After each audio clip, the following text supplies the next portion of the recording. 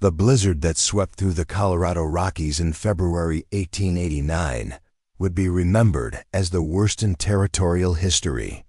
But for Marcus Whitfield, it became the storm that changed everything, when 8 small voices crying through the howling wind would shatter 20 years of self-imposed isolation and force him to choose between the safety of solitude and the dangerous act of compassion. What happened next would challenge everything the mountain communities thought they knew about the silent rancher who lived at 9,000 feet elevation, and reveal a truth that some powerful men would kill to keep buried. Before we jump back in, tell us where you're tuning in from, and if this story touches you, make sure you're subscribed, because tomorrow I've saved something extra special for you. Marcus Whitfield hadn't spoken to another human being in 43 days. He preferred it that way, standing at his cabin window on the morning that would change everything. Marcus watched the snow fall with the steady intensity that meant serious weather was coming. At 45, he'd lived long enough in these mountains to read the signs, the way the wind shifted from the southwest, how his horses grew restless in their shelter, the peculiar quality of light that preceded the kind of storm that could bury a man for weeks. Most folks down in Silver Creek thought Marcus Whitfield was half crazy, a hermit who'd lost his mind to mountain solitude after some mysterious tragedy drove him to the high country 20 years ago. They weren't entirely wrong about the tragedy, but they'd misjudged his sanity. Marcus was methodical, careful, and painfully aware of every choice he made in his self-imposed exile. His ranch, if you could call it that, consisted of 40 acres of near-vertical terrain carved out of the wilderness at an elevation where most sensible people couldn't breathe properly. A sturdy log cabin he'd built with his own hands, a barn that housed 6 hardy mountain horses, and enough stored supplies to weather months of isolation. It wasn't much by most standards, but it was exactly what Marcus needed, a place where the past couldn't find him and the future made no demands. The morning routine never varied. Coffee first, black and strong enough to wake the dead. Then the animals, checking each horse individually for injuries or illness that could prove fatal in mountain conditions. Finally, the endless tasks of maintenance and preparation that kept a high-altitude homestead functioning through winters that could kill the unprepared in a dozen different ways. But this morning felt different. The air carried a tension that had nothing to do with approaching weather, and Marcus found himself pausing in his chores to scan the tree line with instincts honed by 2 decades of vigilant solitude. Something was wrong. He couldn't identify it yet, but 20 years of mountain living had taught him to trust those feelings. The first rule of survival at this elevation was simple: assume everything was trying to kill you, because it probably was. The cold, the altitude, the isolation, the wildlife, the weather, all of it conspired against human life with relentless efficiency. Only the most prepared, the most careful, the most ruthlessly practical survived more than a season in this unforgiving country. Marcus had not only survived, but thrived by following that rule religiously. He planned for disasters that might never come, stockpiled supplies against emergencies that could materialize without warning, and maintained his equipment with the obsessive attention that meant the difference between life and death when the nearest help was a day's hard ride away. His cabin reflected this philosophy.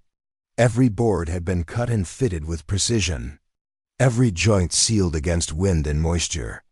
The walls were double thick with insulation that would keep interior temperatures livable even when outside conditions dropped to 40 below.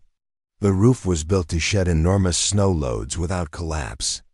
The windows were small but strategically placed to provide maximum light while minimizing heat loss. Inside, the cabin was Spartanly functional but not uncomfortable. A stone fireplace dominated one wall, built with a firebox design that maximized heat output while minimizing wood consumption. Shelves lined the walls, holding hundreds of books that Marcus had accumulated during his years of isolation histories, Technical manuals, literature, anything that could occupy a mind during the long mountain winters when outside activity became impossible. The kitchen area was equipped with everything necessary for preparing nutritious meals from preserved and dried ingredients. Marcus had learned to cook out of necessity, developing a repertoire of hearty dishes that provided the calories and nutrients required for high-altitude living.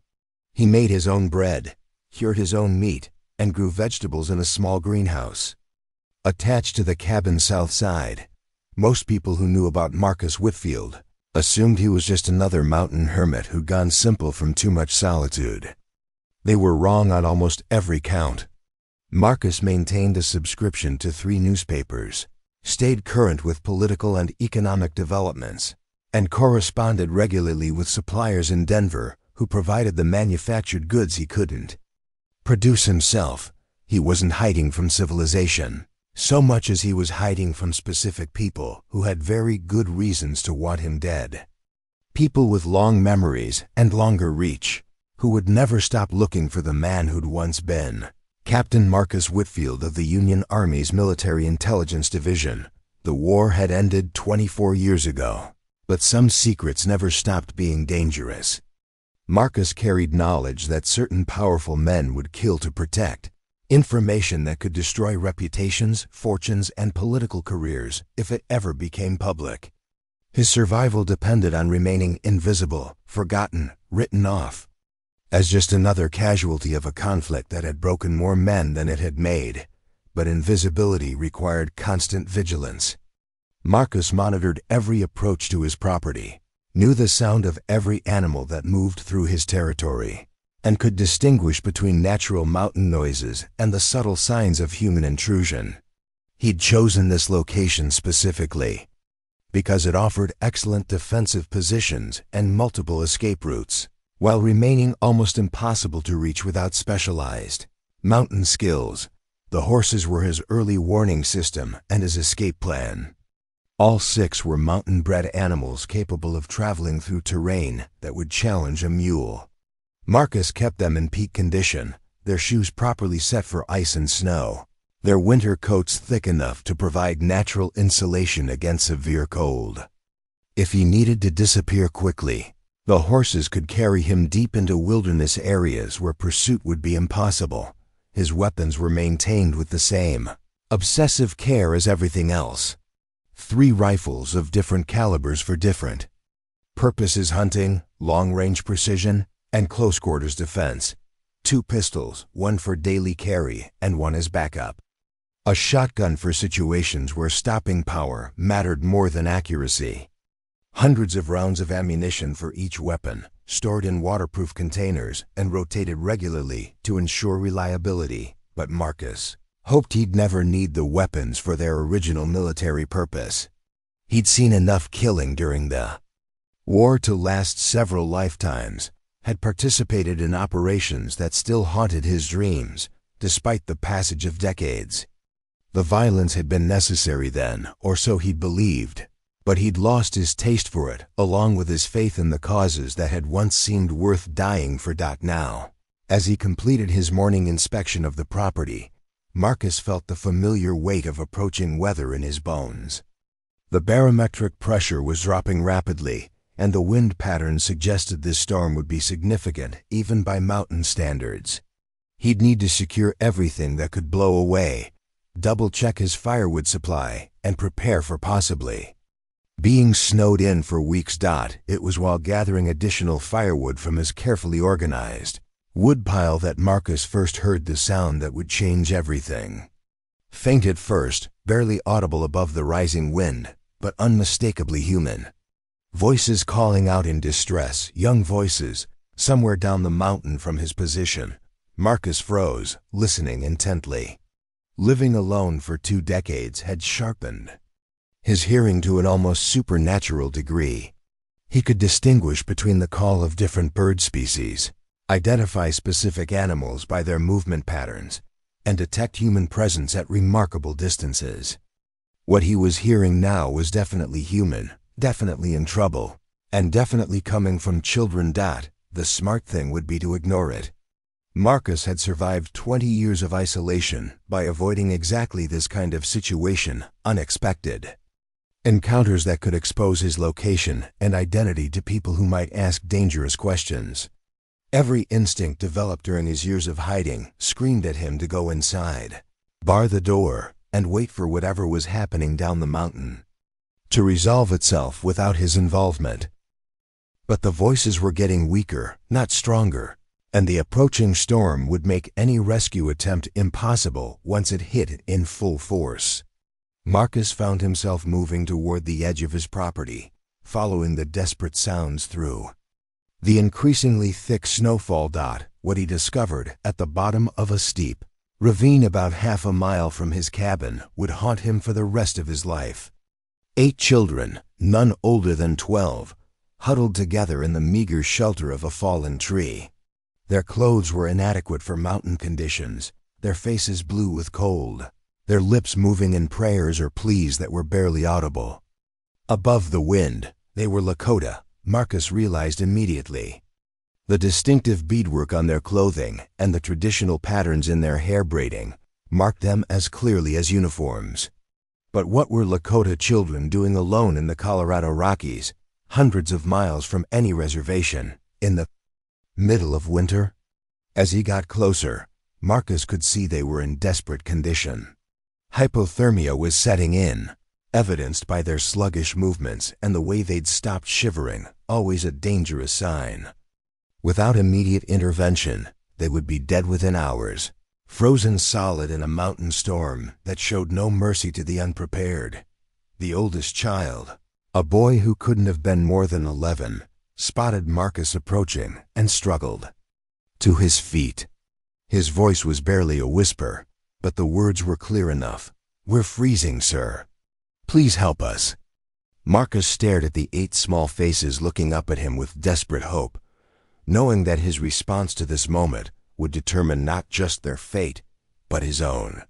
Helping them meant exposing himself to exactly the kind of attention he'd spent 20 years avoiding. It meant risking discovery by people who would kill him without hesitation if they learned his true identity. But it also meant 8 children might live to see another day. Marcus Whitfield had made many difficult decisions during his 45 years, but none had ever felt as consequential as this one. The storm was intensifying, making travel increasingly dangerous. In another hour, the path back to his cabin would be impassable even for someone with his mountain experience. He looked at the children one more time, seeing in their eyes the same desperate hope he'd once seen in the eyes of wounded soldiers. During the war, some choices, he realized, weren't really choices at all. They were tests of what kind of man you'd become when everything else was stripped away. "Then you're all mine now," Marcus said quietly, his voice rusty from disuse but carrying absolute conviction. "Can any of you walk?" The next few hours would test every survival skill Marcus had developed during his years of mountain isolation. Getting 8 hypothermic children up a steep, icy trail in a blizzard would require every bit of knowledge, strength, and determination he possessed. And that would be just the beginning of the challenges ahead. As he began organizing the rescue, Marcus couldn't shake the feeling that this storm had brought him more than just children in need of shelter. It had brought him a responsibility that would force him to choose between the safety of continued hiding and the dangerous possibility of becoming human again. The mountain wind howled around them like a living thing, carrying snow and ice that stung exposed skin and made breathing difficult. But underneath its fury, Marcus thought he could hear something else, the sound of his carefully constructed isolation beginning to crumble. One child at a time, preparing and narrating this story. Took us a lot of time, so if you are enjoying it, subscribe to our channel, it means a lot to us. Now back to the story. Getting 8 half-frozen children up a treacherous mountain trail in a blizzard required every ounce of Marcus's military training and mountain expertise. The storm was intensifying by the minute, and hypothermia was claiming the youngest ones. Faster than he'd anticipated, the little girl couldn't have been more than 6 years old. Her name was Sarah, at least that's what the older boy called her when she collapsed halfway up the ravine. Marcus scooped her into his arms, feeling how dangerously cold her small body had become. Her breathing was shallow and irregular, her skin pale as winter moonlight. "Listen to me," Marcus commanded the remaining 7 children, his voice cutting through the wind with military authority. "We're going to move in single file. Hold on to the person in front of you. If you let go, you die. If you fall behind, you die. If you give up, you all die. Do you understand?" The oldest boy, who'd introduced himself as Thomas Crowfeather, nodded with a maturity that seemed far beyond his 11 years. "We understand, sir." Marcus studied the group quickly, making tactical assessments that could mean the difference between life and death. 3 of the children were girls, 5 were boys. Ages ranged from Sarah's 6 years to Thomas's 11. All were undernourished, inadequately clothed for mountain winter, and showing varying stages of cold exposure. Second oldest, a 10-year-old girl named Mary Bluestone, was supporting a boy about 8 who was having trouble walking. Twin brothers, maybe 7 years old, clung to each other with the fierce desperation of children who'd learned that survival meant never letting go. 2 more boys, both around 9, tried to look brave despite teeth chattering so violently they could barely speak. "Why are you alone out here?" Marcus asked Thomas as they began the ascent. "Where are your families?" Thomas's jaw tightened with an anger that seemed shocking in such a young face. "Dead. All dead. The soldiers came to the school 3 days ago. Said there was sickness, that we had to be moved to a safer place." Marcus felt ice form in his stomach that had nothing to do with the weather. "What school?" "Riverside Industrial School. Near Junction City." Thomas's voice was bitter beyond his years. "They loaded us on a wagon with some other children. Told us we were going to a new school where we'd be safe from the disease." The implications hit Marcus like a physical blow. Riverside Industrial School was one of the government boarding schools designed to civilize Indian children by stripping away their culture, language, and traditions. But if soldiers had evacuated the children due to disease, why were these 8 alone in the mountains? What happened to the wagon, the other children? Mary Bluestone answered this time, her voice steady despite her shivering. "The wagon broke. Down yesterday. 1 wheel came off completely.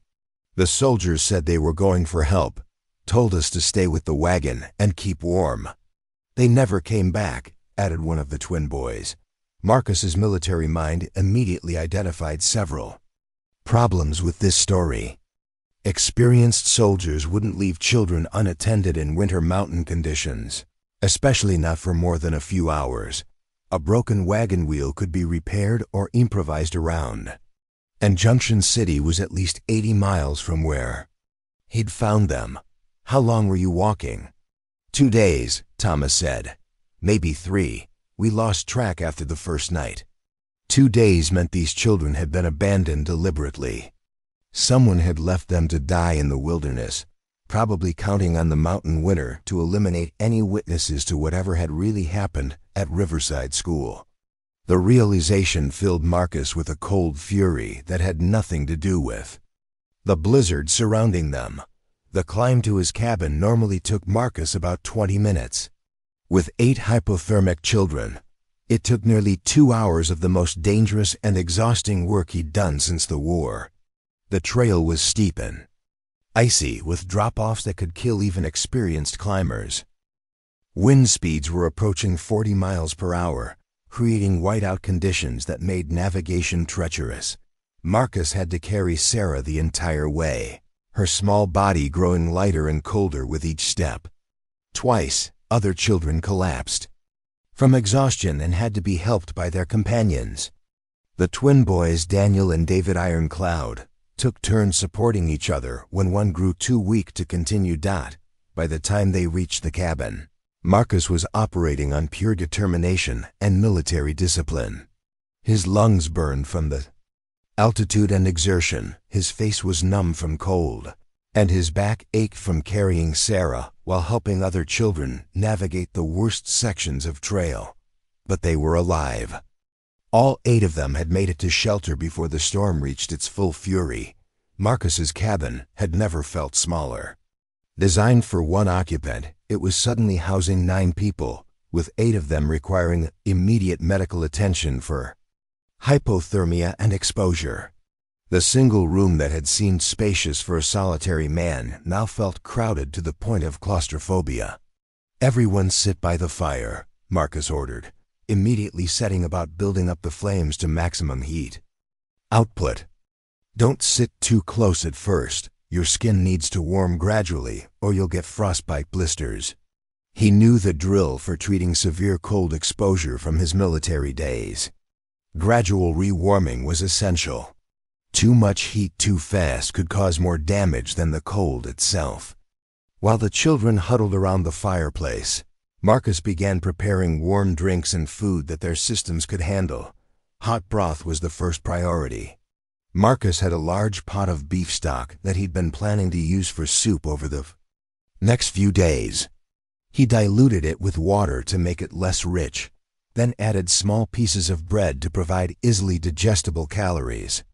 The children needed internal heat more than complex nutrition at this stage. Sarah was the most critical case. The little girl was barely conscious, her breathing so shallow that Marcus had to check repeatedly to make sure she was still alive. He wrapped her in his warmest blankets and positioned her closest to the fire, monitoring her constantly for signs of improvement or decline. "What's your real name?" Thomas asked while Marcus worked. "I mean, you don't seem like most white men." "We've met." It was a perceptive question from a remarkably observant child. Marcus had been wondering how much to tell them about his background, weighing honesty against security concerns that had kept him alive for 20 years. "Marcus Whitfield," he said finally. "I live alone up here, have for a long time." "Why?" This from Mary Blue Stone, whose dark eyes missed nothing. "Most white people don't live this high in the mountains. And you move like a soldier, sharp girl." Marcus found himself impressed despite the circumstances. "I used to be a soldier. During the war between the states. Now I just want to be left alone." "But you helped us," pointed out one of the twins. "Even though we're Indians and you're white." The simple statement contained layers of complexity that Marcus wasn't sure how to address. Racial tensions in 1889 were particularly acute regarding Indian tribes, especially after the recent conflicts and ongoing disputes over reservation lands. A white man helping Indian children could be seen as everything from treason to lunacy, depending on who was doing the viewing. "People are people," Marcus said simply. "Children are children. Color doesn't matter when someone's freezing to death." It was a philosophy that had gotten him in trouble before, during his military service. Marcus had treated Indian scouts and prisoners with the same basic respect he'd shown white soldiers, an attitude that had earned him both admiration and suspicion from different quarters. His willingness to see enemy combatants as human beings rather than faceless threats had been part of what eventually forced him into hiding. As the evening progressed and the children gradually warmed up, Marcus began learning more about their individual stories.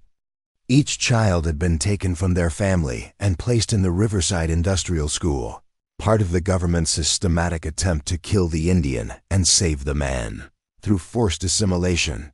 Thomas had been at the school for 3 years, long enough to become fluent in English, but stubborn enough to maintain his cultural identity despite constant punishment. Mary had been there for 2 years and had become something of a leader among the younger children.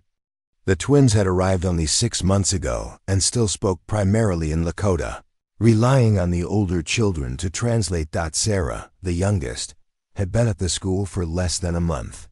She'd been taken from her grandmother after both parents died in a smallpox outbreak that had devastated their band. The trauma of separation combined with the harsh conditions at the school had left her withdrawn and fragile. "The teachers said our families were savages," Mary explained while helping Marcus distribute food. They cut our hair, burned our clothes, beat us if we spoke Lakota. Said we had to forget everything about being Indian if we wanted to become civilized. Marcus had heard rumors about the boarding school system, but hearing the details from children who'd lived through it sparked a rage that surprised him with its intensity. He'd seen plenty of cruelty during the war, but there was something particularly vicious about deliberately traumatizing children in the name of cultural improvement. What really happened at the school? He asked Thomas when the younger children had fallen asleep before the soldiers came. Thomas was quiet for a long moment, staring into the fire with eyes that had seen too much for his age. Children started getting sick about 2 weeks ago. Fever, coughing, some of them couldn't breathe. Right. The teachers said it was just winter illness, but it kept spreading. How many got sick? Maybe 30 or 40 out of about 120 children. But then some of the teachers got sick too, and they started getting scared. They sent for the doctor from Junction City, but he wouldn't come. Said it might be something contagious. Marcus felt pieces of a disturbing puzzle beginning to form a picture. When did the soldiers arrive? 3 days ago, like I said. But they weren't regular army. Their uniforms were different, and they didn't act like the soldiers who usually came to the school for inspections. Different how? Thomas struggled to articulate what his instincts had recognized. Meaner. Like they were there to hurt people, not help them. And they asked strange questions about which children were sickest, which ones might not survive if they had to travel. The implications were becoming clearer and more horrifying. Someone had used the outbreak of disease as an opportunity to make certain children disappear. Perhaps children who'd witnessed something they shouldn't have, or who possessed information that needed to be silenced. The evacuation had been cover for something much darker. Did you see what happened to the other children who were loaded onto wagons? There were 3 wagons, Mary said, having awakened during their conversation. We were in the last one. The other 2 left earlier, going in different directions. Do you know how many children were in those wagons? Maybe 15. Or 20 in each one. The sickest ones went first. Marcus felt his blood turn to ice water. If his suspicions were correct, those other children were probably dead, killed to cover up whatever scandal or crime had infected the boarding school, along with the disease. These 8 had survived only because their wagon had genuinely broken down, forcing their captors to abandon them rather than risk exposure by staying to finish the job. The storm continued to rage outside, but Marcus barely noticed. His mind was working through the tactical implications of the situation he'd stumbled into. Someone powerful enough to command soldiers and coordinate the systematic murder of children would not simply write off witnesses. They would send people to confirm the deaths and clean up any loose ends, which meant that sooner or later, men would come looking for these children. Men who would kill anyone who got in their way, including a hermit rancher who'd made the mistake of showing compassion to the wrong people at the wrong time. Marcus looked at the 8 sleeping children scattered around his fireplace, their faces peaceful for the first time since he'd found them. In saving their lives, he'd almost certainly signed his own death warrant. The careful isolation that had protected him for 20 years was about to become a liability that could get them all killed. But as he watched Sarah's chest rise and fall, with steady breathing, her color finally returning to something approaching normal, Marcus realized he didn't regret his choice. Some things were worth risking everything for, even if the odds of survival were impossibly small. The storm outside was just beginning. The real battle would start when it ended, and the hunters came looking for the children who were supposed to be dead. The storm raged for 3 days, trapping them in the cabin while Marcus slowly coaxed the full story from the children. What he learned made his blood run cold and confirmed his worst suspicions about why 8 Lakota children had been left to die in the Colorado wilderness. That it was Mary Bluestone who finally revealed the piece that made everything fall into place. On the second morning, while the others were still sleeping and she was helping Marcus prepare breakfast, she spoke in. A voice barely above a whisper. There was a man at the school. A white man who came every few weeks to inspect things. The children called him the Shadow Man because he always wore black clothes and never smiled. Mary's hands trembled slightly as she stirred the oatmeal. He would take some of the older children away for special meetings. They would come back. Different, scared and quiet. Marcus felt his military instincts sharpened to full alertness. Different how? Like they'd seen something terrible but couldn't talk about it. Some of them stopped eating. Others would wake up screaming in the night. Mary's young face was etched with worry lines that belonged on someone decades older. Sarah's sister was one of them. Sarah had a sister? Emma. She was 8, only 2 years older than Sarah. The Shadow Man took her for a meeting about 2 weeks before the sickness started. When she came back, she wouldn't talk to anyone, not even Sarah, just sat and stared at nothing for hours. Marcus set down his coffee cup with deliberate care, knowing that what came next would likely explain everything. What happened to Emma? She was one of the first to get sick. And one of the first to die. Mary's voice cracked slightly. But before she died, she whispered something to me. She said the Shadow Man hurt children in ways that weren't supposed to happen. She said there were other men too, important men from the government, who came to the school sometimes. The pieces were falling into a pattern that Marcus recognized from his intelligence work during the war. A pattern of abuse, cover-up, and murder that reached into the highest levels of power. The boarding school had been more than just a facility for forced assimilation. It had been a hunting ground for predators with political protection. Emma said the Shadow Man told her that if she ever talked about what happened in those meetings, he would make sure her whole family disappeared forever, Mary continued. She was so scared, she made me promise to take care of Sarah if anything happened to her. The courage it must have taken for an 8-year-old girl to whisper that warning, while dying from mysterious illness, was staggering. Marcus felt a familiar rage building, the same cold fury that had sustained him through the bloodiest battles of the war. But this was worse than war. This was the systematic abuse and murder of children by the very people trusted to protect them. How many children did the Shadow Man take for these meetings? Maybe a dozen over the past year. Boys and girls both, but mostly the ones who didn't have families visiting or asking questions. The orphans like Sarah and Emma. Thomas stirred from his sleeping spot near the fire, drawn by their quiet conversation. In the morning light filtering through the cabin's small windows, Marcus could see dark circles under the boy's eyes that spoke of sleepless nights haunted by memories. "You're talking about the Shadow Man," Thomas said, not making it a question. "I was hoping we'd left all that behind when we escaped from the school. You saw him too? He tried to take me for a meeting once, about 6 months ago. But I fought him, bit his hand so hard I drew blood. He backhanded me across the face and said I was too wild to be worth the trouble." Thomas's voice carried a mixture of pride and survivor's guilt. "I always wondered if I should have let him take me instead of some of the younger ones." Marcus moved to sit across from the boy, recognizing the self-blame that ate at soldiers who'd survived battles where their friends had died. "You did exactly the right thing. Fighting back was the only choice that could have saved you. But what about the others?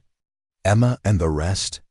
They were victims of something much bigger than you could have fought. Something that required adult men with guns and authority to finally stop." Marcus's voice carried a conviction he wasn't sure he felt. "And that's exactly what we're going to do." The promise surprised Marcus as much as it did the children. For 20 years, he'd avoided involvement in anything that might expose his location or identity. He'd become an expert at not getting involved, at staying invisible, at protecting himself above all else. But looking at these 8 children who'd survived horrors that would have broken most adults, Marcus realized his long exile was over. "What can we do?" Mary asked pragmatically. "We're just children, and you're just one man. The Shadow Man has soldiers and government officials protecting him. "I'm not just one man," Marcus said quietly. "I'm a man with specific skills and knowledge that those people thought they'd buried 20 years ago. And I have something they don't expect." "What's that?" "Nothing left to lose." The third day of the storm brought revelations that confirmed Marcus's worst fears about the scope of the conspiracy they'd stumbled into. It was little David Ironcloud, one of the twins, who provided the detail that tied everything together. David had been sick with fever for most of their journey, and his twin brother Daniel had been caring for him with touching devotion. But as David's fever broke and he became more coherent, he began talking about things he'd overheard during their last days at the school. "The night before the soldiers came, I was sick and couldn't sleep," David explained in halting English, mixed with Lakota phrases that Thomas translated. "I went to get water from the kitchen, but I heard voices in the headmaster's office. Important-sounding white men talking about problems that needed to be solved."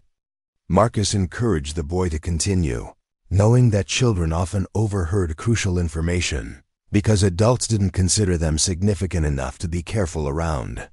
One man said the sickness was spreading too fast, that if government inspectors came to investigate, they might find evidence of other things. Another man said they needed to clean house before anyone started asking the wrong questions. The euphemism sent chills down Marcus's spine. In military intelligence, cleaning house had very specific and deadly implications. It meant eliminating witnesses, destroying evidence, and making problems disappear permanently. "Did you hear any names?" David nodded eagerly, pleased to be helpful. The main man, the one giving orders, was called Colonel something. The others called him Colonel Morrison. He said he had arrangements made to take care of the children who might cause problems. Colonel Morrison. Marcus felt his blood turn to ice as recognition hit him like a physical blow. He knew that name intimately. Colonel Benjamin Morrison had been Marcus's commanding officer during some of the most classified operations of the war. Operations that had involved activities the government would never officially acknowledge. Morrison had been ambitious, ruthless, and completely without conscience when it came to achieving his objectives. He'd also been one of the officers who'd orchestrated the events that had forced Marcus into hiding 20 years ago. If Morrison was involved in the boarding school conspiracy, it explained the military precision of the cover-up and the systematic elimination of witnesses. It also meant that Marcus's carefully maintained anonymity was about to become worthless. Morrison knew Marcus was alive, had probably been looking for him for 2 decades. If Morrison's people found evidence that someone with military training had rescued the children from the mountains, it wouldn't take long to connect the dots. "There's something else," David continued, unaware of the bombshell he'd just dropped. The colonel mentioned a list of names, children who needed special attention before any inspectors arrived. "I heard him say that Sarah Crowfeather was at the top of that list." Marcus looked sharply at Sarah, who was playing quietly with a doll Mary had carved for her from a piece of wood. The 6-year-old seemed to be recovering well from her ordeal, but she'd remained largely silent since their rescue. Marcus had assumed it was trauma from her recent experiences, but now he wondered if there was something more specific behind her withdrawal. Why would Sarah be on a special list? Thomas and Mary exchanged glances that suggested they knew more than they'd revealed. Finally, Thomas spoke with obvious reluctance. "Sarah isn't just Emma's little sister. She's the granddaughter of Chief Red Cloud himself. Her father was one of the most respected war leaders among the Lakota before he died of smallpox. Her mother was related to several other important chiefs." The political implications hit Marcus immediately. Sarah wasn't just another orphaned Indian child, she was the daughter of Lakota royalty, so to speak. If she'd witnessed or overheard something at the school that could expose the conspiracy, her testimony would carry weight with government investigators and newspaper reporters in ways that other children's wouldn't. What makes her testimony so dangerous? "She was Emma's constant companion before Emma got sick," Mary explained. Emma told her things, showed her things. And Sarah has what the teachers called an unusual memory. She remembers everything she sees or hears, word for word. A photographic memory in a 6-year-old witness to systematic abuse and murder. No wonder Colonel Morrison had put her at the top of his elimination list. Sarah's testimony could bring down not just the immediate perpetrators, but the entire network of officials who'd enabled and protected them. Does Sarah understand what she knows? Some of it, Thomas said. Enough to be scared. That's why she's been so quiet, Emma made. Her promise never to talk about the bad men until she was somewhere safe with people who could protect her. Marcus looked at the little girl again, seeing her in an entirely new light. She wasn't just a traumatized child recovering from exposure and loss. She was a walking time bomb that could destroy some of the most powerful men in the territorial government. And they would do absolutely anything to prevent her testimony from ever reaching the right ears. What exactly did Emma tell her? This time it was Sarah herself who answered, speaking for the first time since she'd whispered, "We're freezing in the ravine 3 days ago." Her voice was clear and steady, with the eerie precision that suggested perfect recall. Emma said the Shadow Man and his friends hurt children in the special room under the school. She said they took pictures of the bad things they did, and that the pictures were kept in a safe in the headmaster's office. She said government men came to see the pictures sometimes, and that's how the Shadow Man made them do whatever he wanted. The blackmail operation was sophisticated and far-reaching. Morrison and his associates weren't just abusing children. They were documenting it to control other officials. The boarding school had been both a hunting ground and a blackmail factory, generating compromising material that could be used to manipulate politicians, judges, and territorial administrators. Emma made me memorize the names of all the government men she saw. Sarah continued with the matter-of-fact tone children used when recounting nightmares. She said someday good people would need to know who the bad men were. Marcus felt the weight of responsibility settling on his shoulders like a mountain of stone. These children hadn't just stumbled into his life by accident. They'd been delivered to him by a combination of desperation and fate. Sarah's testimony could expose a conspiracy that reached into the highest levels of territorial government, but only if she lived long enough to give it. And the only thing standing between her and Colonel Morrison's cleanup operation was a hermit rancher who'd been hiding in the mountains for 20 years. The storm was finally beginning to weaken, which meant their enemies would soon be able to resume their search. Morrison's people would be thorough and ruthless, combing every square mile of wilderness until they found what they were looking for. Marcus began mentally cataloging his resources and options. 6 horses, enough supplies for maybe 2 weeks, intimate knowledge of mountain terrain that could provide advantages over pursuers. Against that, professional killers with military training, unlimited resources, and government authority to operate with impunity. The smart play would be to slip away quietly, taking the children deeper into the wilderness where they could disappear until the heat died down.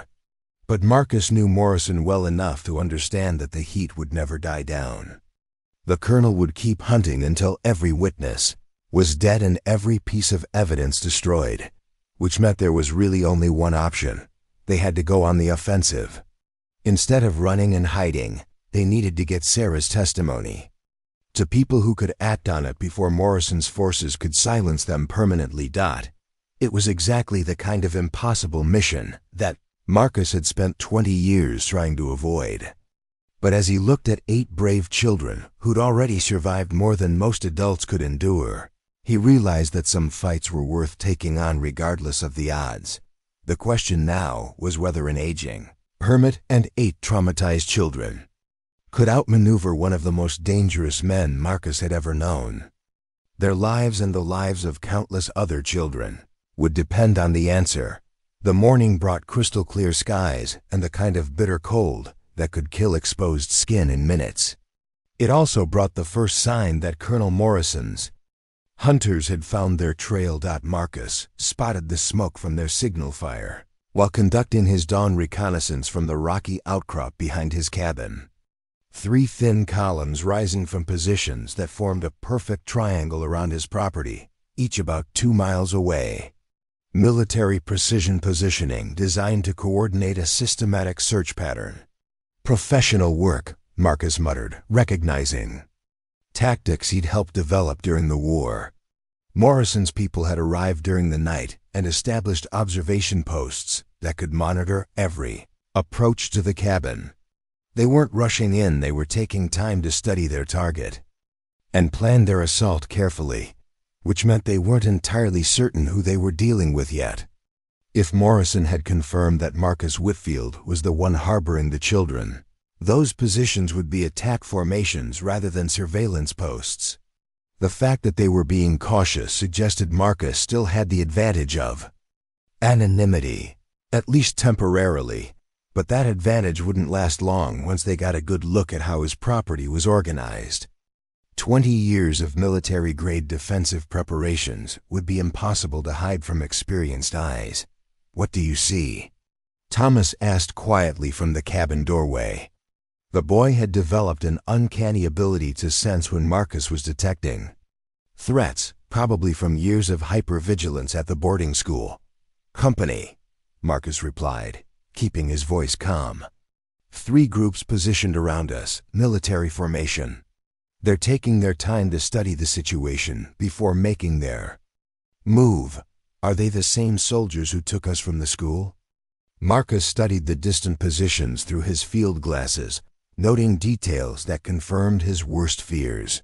Some of them probably, but these aren't regular army. They move too well, coordinate too efficiently. These are specialists. The kind of specialists Morrison had used for the darkest operations during the war. Men who operated outside normal military command structures, who could make problems disappear without leaving paperwork trails or awkward questions. Marcus had worked with such men before he'd learned what they were really capable of. What do we do? It was the question Marcus had been wrestling with since dawn. His cabin was defensible, but only against conventional assault. With professional operators using military tactics, a siege would end with all of them dead within hours. Running was equally hopeless. 8 children couldn't move fast enough through mountain terrain to outpace experienced trackers.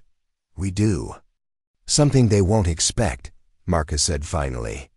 We attack first. The plan that formed in Marcus's mind was insane by any rational measure. Instead of waiting to be surrounded and eliminated, they would strike at one of the observation posts, while the others were still positioning themselves. It violated every principle of defensive strategy, but it had one crucial advantage. Morrison's people would never anticipate such an aggressive response from a hermit protecting children. I need you to gather everyone and explain the situation, Marcus told Thomas. No sugarcoating. They need to understand exactly how much danger we're in and what we're going to do about it. While Thomas roused the other children, Marcus began preparing for what might be the last fight of his life. His weapons were cleaned and loaded, his ammunition distributed for maximum effectiveness. More importantly, he began setting up the cabin for what military strategists called a destructive withdrawal. If they were forced to abandon the position, they would leave nothing useful for their enemies. The 8 children took the news with a composure that would have impressed veteran soldiers.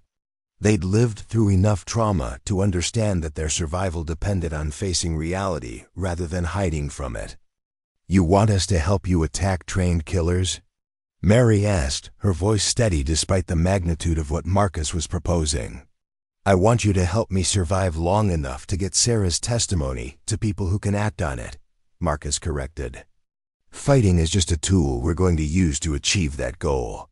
Sarah herself had been listening to the conversation with the intense focus she brought to everything important. Now she spoke with the clear determination that had helped her survive horrors that would have destroyed most children. Emma said the good people would come for the bad men eventually. She said I had to stay alive long enough to tell them everything. I know. Sarah's small hands clenched into fists. I want to help fight the bad men." It was a moment that crystallized everything Marcus was fighting for. This 6-year-old girl had endured systematic abuse, witnessed her sister's murder, been abandoned to die in a blizzard, and now faced professional killers sent to silence her forever. Yet she was still willing to fight for justice rather than simply survival. "Then we fight," Marcus said simply. The attack began at noon, when the sun would be directly in the eyes of anyone looking down from the eastern observation post. Marcus had chosen that position because it offered the best visibility of his cabin, but was also the most exposed to counterattack. Moving through the forest with 8 children required every stealth skill Marcus had learned during 2 decades of hunting and warfare. They traveled in single file, using game trails and natural cover to avoid detection. The older children helped guide the younger ones, while Marcus scouted ahead to identify threats and opportunities. The eastern observation post was exactly what he'd expected: 3 men with military-grade equipment, positioned on a rocky ledge that provided commanding views of the approaches to his cabin. They were professionals, but they were also focused on watching for activity below rather than threats from behind. "Stay here," Marcus whispered to the children, positioning them in a depression that provided both concealment and protection. "If something goes wrong, follow the creek back toward the cabin and barricade yourselves inside until I come for you." "What if you don't come back?" Thomas asked with the pragmatic acceptance of someone who'd already lost too many people. Marcus handed the boy one of his pistols and a belt of ammunition.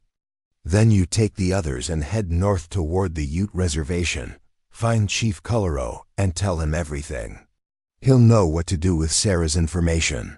The approach to the observation post required 30 minutes of careful stalking through terrain that offered minimal cover. Marcus moved like the hunter he'd become during his years of mountain solitude, using every depression and tree trunk to mask his advance. The 3 men were focused on their surveillance mission, periodically scanning the cabin area with field glasses and taking notes on what they observed. They were good at their job, but they'd made the classic mistake of assuming their enemy was passive and defensive. Marcus struck without warning, using a knife rather than firearms to avoid alerting the other positions. The first man went down silently, his throat cut before he could cry out. The second managed to turn toward the sound of his companion's fall, but Marcus's second blade took him through the heart. Before he could raise an alarm, the third man was reaching for his rifle, when Marcus's hand closed over his mouth and the point of a knife pressed against his neck. "Make a sound and you die," Marcus whispered. "Not if you understand." The man nodded carefully, his eyes wide with shock at finding himself overpowered by someone who'd appeared from nowhere. "Good. Now you're going to answer some questions, and your answers will determine whether you walk away from this mountain or join your friends in hell." Marcus had interrogated prisoners during the war, and he'd learned that fear was more effective than pain for extracting information quickly. This man was a professional, but he was also smart enough to recognize when his situation had become hopeless. "How many men does Morrison have positioned around my property?" 12 total. 3 groups of 4, plus Morrison himself, coordinating from the valley. More than Marcus had hoped, but fewer than he'd feared. "What are their orders regarding the children?" The man's hesitation told Marcus everything he needed to know. "The children are to be eliminated along with anyone harboring them. No witnesses, no survivors. And Morrison's long-term plan? Clean up the boarding school situation permanently. Eliminate all evidence and witnesses. Make it look like the children died in the blizzard, natural causes."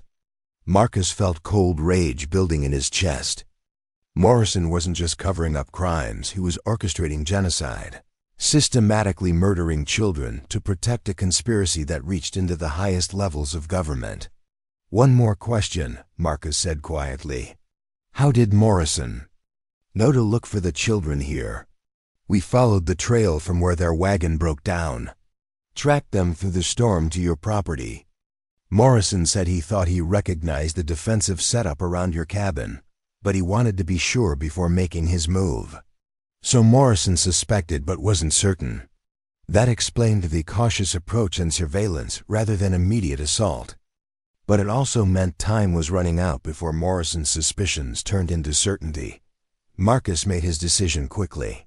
The prisoner was unconscious within seconds, struck precisely at the base of the skull to ensure several hours of incapacitation. Without permanent damage. Marcus wasn't a murderer, despite what his circumstances required. He gathered the surveillance equipment and weapons from the position, then signaled for the children to join him. They had perhaps an hour before the other positions realized this post had gone silent and began investigating.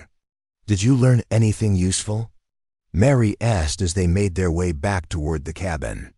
"Morrison has 12 men total, positioned in 3 groups. Their orders are to kill everyone and make it look like we died in the storm."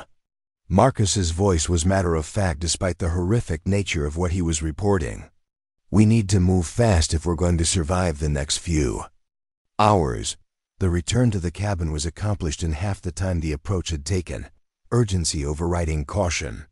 Marcus knew they had a narrow window of opportunity to implement the rest of his plan before Morrison's forces closed in for the final assault. Back at the cabin, Marcus began the process he'd hoped never to use, converting his peaceful mountain retreat into a fortress capable of withstanding military assault. Hidden weapons caches were opened, defensive positions were prepared, and escape routes were cleared for quick use. "What can we do to help?" Thomas asked, the other children gathering around with expressions of determined courage that broke Marcus's heart. "You can help me turn this place into something that will give Morrison's people nightmares." Marcus replied grimly. The transformation was remarkable. Within an hour, the simple mountain cabin had become a maze of defensive positions, booby traps, and prepared fields of fire. Marcus had spent 20 years planning for this possibility, and every preparation was about to be tested against the most dangerous enemy he'd ever faced. As they worked, Marcus found himself thinking about the irony of his situation. For 2 decades, he'd hidden from Colonel Morrison and the dark secrets of their shared past. Now he was about to face Morrison in direct combat, with 8 children depending on his ability to outfight and outthink one of the most ruthless men he'd ever known. The afternoon sun was beginning to cast long shadows when Marcus spotted the first sign of Morrison's assault. Movement in the forest professional and coordinated, as the remaining 9 men began closing in on the cabin from multiple directions. "Everyone to your positions," Marcus called out, his voice carrying the calm authority of a man who'd fought in desperate battles before. "Remember what we practiced. Trust your training, and we'll all see another sunrise." It was a promise he wasn't sure he could keep, but it was one worth fighting for. Outside, the sounds of approaching enemies grew closer, while inside the cabin, 8 brave children prepared to fight for their lives alongside the hermit who'd chosen to stand with them. Against impossible odds, the real battle was about to begin.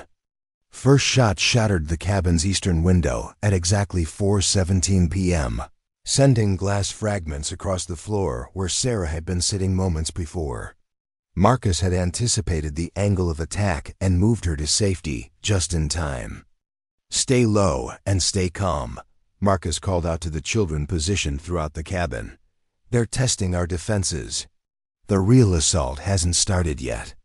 Colonel Morrison's voice carried across the clearing, amplified by the thin mountain air and his years of commanding troops in battle. "Marcus Whitfield, I know you're in there, you traitorous son of a bitch. 20 years I've been hunting you, and now you've made it easy by collecting witnesses I need to eliminate anyway." Marcus felt a grim satisfaction at having his suspicions confirmed. Morrison had indeed recognized the defensive setup around the cabin, probably from aerial reconnaissance or long-range surveillance. The careful positioning of obstacles, the cleared fields of fire, the reinforced structures all bore the hallmarks of Marcus's military engineering expertise. Send out the children, and I'll make your death quick. Morrison continued. Keep hiding behind them like a coward, and I'll make sure you watch each one die slowly before I put you down like the dog you are. Charming as always, Benjamin, Marcus called back, using Morrison's first name to establish that this was personal business between old enemies. Still threatening children to get what you want, I see. Some things never change. The psychological warfare was as important as the physical battle. Morrison's men needed to understand that their commander had a history with their target, that this wasn't just another cleanup operation. Personal conflicts made soldiers nervous, created opportunities for mistakes and hesitation. Thomas crawled over to Marcus's position behind the reinforced window. He knows you. From the war? From the war and after, Marcus confirmed, checking his rifle's action one more time. Morrison and I worked together on operations that were supposed to stay classified forever. When I learned what those operations really involved, I tried to expose them. Morrison made sure I disappeared instead. What kind of operations? Marcus was quiet for a moment, weighing how much truth these children could handle. They'd already seen enough horror to understand evil when it confronted them, but some knowledge carried its own burden. Experiments on prisoners. Torture disguised as intelligence gathering. Murder of civilians who might testify about what they'd witnessed. Marcus's voice was flat, clinical. Morrison was in charge of making inconvenient people disappear. He's been doing it for 25 years, and he's very good at it. The second volley came from 3 directions simultaneously. A coordinated assault designed to probe the cabin's defenses and identify weaknesses. Marcus had anticipated this too, positioning himself and the children to minimize exposure while maximizing their ability to return fire. Mary, Daniel cover the south window. Thomas, David, watch the north approach. Everyone else stays down until I give the signal. The children moved with discipline that would have impressed veteran soldiers. 3 days of training and preparation had transformed them from helpless victims into a coordinated defensive unit. They understood their roles, trusted their training, and most importantly, understood that their survival depended on working together. Marcus's first shot took down the lead man approaching from the west. A clean kill at 200 yards that demonstrated to Morrison's remaining forces that they were facing a marksman of exceptional skill. The psychological impact was immediate. The other attackers dove for cover and began moving more cautiously. Professional soldiers don't like taking casualties, Marcus explained to Thomas while reloading. Every man Morrison loses makes the others think harder about whether this mission is worth dying for. The assault continued for 20 minutes. Probing attacks designed to test different approaches and defensive positions. Morrison's men were methodical and experienced, but they were also discovering that the cabin was far better defended than they'd anticipated. Marcus had spent 2 decades preparing for exactly this scenario.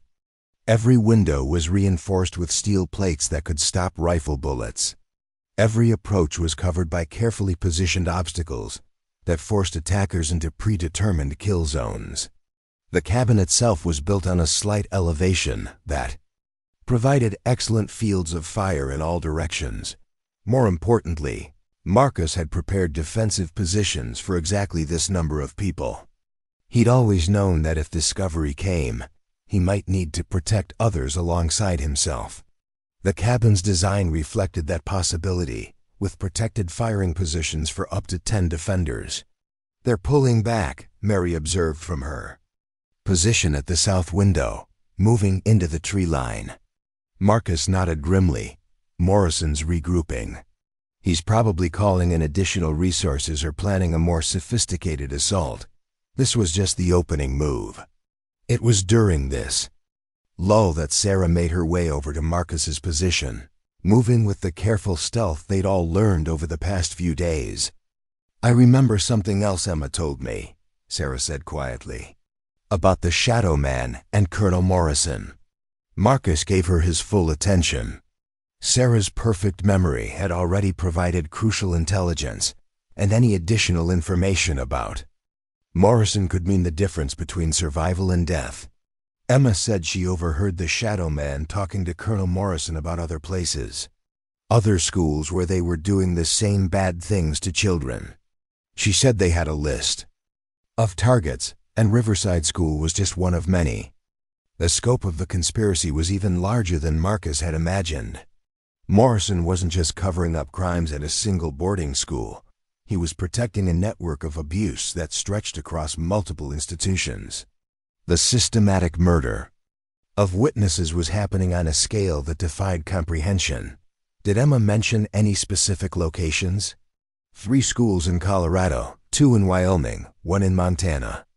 And Emma said there were important men from Washington who visited all of them, men who made decisions about Indian policy for the whole country, federal officials. Marcus felt pieces of a massive puzzle falling into place. The boarding school system wasn't just about forced assimilation. It had been corrupted into something much darker, a network of abuse protected at the highest levels of government. Morrison was eliminating witnesses to protect people whose exposure would trigger a political earthquake. That's why Morrison will never stop hunting us, Marcus realized aloud. Sarah's testimony doesn't just threaten the immediate perpetrators. It threatens to bring down officials who could destroy Morrison's own career and freedom. The implications were staggering. They weren't just fighting for their own survival. They were fighting to expose a conspiracy that reached into the highest levels of the federal bureaucracy. The stakes couldn't be higher, and Morrison's desperation to silence them made perfect sense. The next assault came without warning, a coordinated attack from 4 directions designed to overwhelm their defenses through sheer volume of fire. Morrison had clearly decided that subtlety was less important than eliminating all witnesses quickly. "Everyone down!" Marcus shouted as bullets began tearing through the cabin's walls. The steel reinforcement held, but the sheer volume of incoming fire was devastating. Glass shattered, wood splintered, and the air filled with dust and debris. Marcus moved between positions like a man possessed, returning fire with mechanical precision while coordinating the children's defensive efforts. His military training took over completely, 20 years of peaceful isolation falling away to reveal the warrior he'd once been. "Thomas, they're flanking left." Mary watched for movement behind that fallen log. "David, hand me more ammunition." The battle raged for 15 minutes that felt like hours. Marcus's rifle spoke repeatedly, each shot carefully aimed to maximize psychological impact on Morrison's remaining forces. He wasn't just trying to kill attackers, he was demonstrating that every assault would cost Morrison men he couldn't afford to lose. The children performed magnificently, covering their assigned fields of fire and providing ammunition and support exactly as they'd been trained. Thomas proved to be a natural marksman, his shots forcing attackers to abandon promising positions. Mary's sharp eyes spotted flanking movements before they could develop into serious threats. When the assault finally ended, Morrison had lost 3 more men to Marcus's defensive fire. The psychological calculus was shifting decisively in favor of the defenders. Professional soldiers became much less enthusiastic about frontal assaults when their casualties mounted without corresponding progress. "He's down to 6 men plus himself," Marcus calculated aloud. Morrison's realizing this won't be the easy cleanup operation he planned. But Marcus also knew that Morrison's desperation would make him increasingly dangerous. A cornered predator with nothing left to lose was capable of tactics that rational commanders would never consider. The answer came 20 minutes later, when smoke began rising from multiple points around the cabin's perimeter. Morrison was trying to burn them out, using the dry mountain vegetation and carefully placed accelerants to create a fire that would force them into the open. "Everyone prepare to evacuate," Marcus ordered, moving quickly to implement contingencies he'd hoped never to use. "Grab only essential supplies and ammunition. We're moving to the secondary position." The secondary position was a natural cave complex about half a mile up the mountain, connected to the cabin by a concealed tunnel Marcus had excavated during his early years on the property. It had taken him 3 years to dig the passage, working only during winter months when the ground was frozen and excavation noise would be muffled by snow. "A tunnel?" Thomas asked incredulously as Marcus revealed the hidden entrance behind a carefully camouflaged panel in the cabin's back wall. 20 years of paranoia has its advantages, Marcus replied grimly. Morrison isn't the only one who can plan for multiple contingencies. The evacuation through the tunnel took precious minutes that Marcus could hear burning away as the fire approached the cabin. But the passage was wide enough for single-file movement and had been designed specifically for emergency escape under combat conditions. They emerged from the cave entrance just as the cabin erupted in flames. Morrison's accelerants had done their work efficiently, creating an inferno that would have killed anyone trapped inside. From their new vantage point, Marcus could see Morrison's remaining men positioned to shoot anyone fleeing the burning building. "He's gambling that we'll panic and run into the open," Marcus explained to the children as they settled into defensive positions among the rocks. "Morrison doesn't know about this position, which gives us a significant tactical advantage." The cave complex was even better suited for defense than the cabin had been. Natural rock formations provided excellent cover, while multiple entrances and exits made the position nearly impossible to surround effectively. Marcus had stockpiled weapons and supplies here over the years, preparing for exactly this scenario. More importantly, the elevated position provided commanding views of all approaches. Morrison's men would have to attack uphill across open ground, exposing themselves to defensive fire throughout their approach. It was the kind of tactical disadvantage that could break even experienced assault teams. "What's our next move?" Mary asked, her voice steady despite everything they'd endured. Marcus studied the terrain below, where Morrison's forces were regrouping after the apparent success of their fire attack. They would soon realize that their targets had escaped and begin searching for signs of where they'd gone. "Now we stop running and start hunting," Marcus said with cold determination. "Morrison wants to play elimination games? Let's show him how that works when he's not holding all the cards." The transformation from defensive to offensive tactics would require everything Marcus had learned during 2 decades of mountain warfare. But looking at 8 children who'd already proven their courage under impossible circumstances, he felt confident they could accomplish what needed to be done. The battle for Copper Peak was far from over. In fact, it was just beginning. Dawn broke over the smoldering ruins of Marcus's cabin, revealing the aftermath of Morrison's Pyrrhic victory. The colonel stood among the ashes, his face a mask of rage as he realized his quarry had vanished like smoke.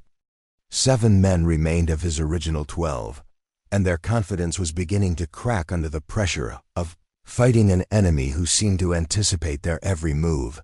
From their concealed position in the cave complex, Marcus watched Morrison's frustration through his field glasses.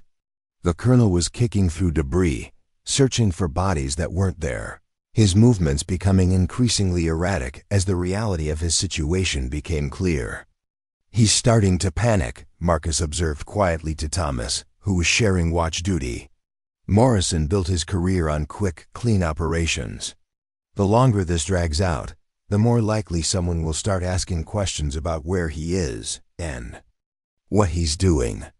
Thomas studied the scene below with the tactical awareness he'd developed over the past few days.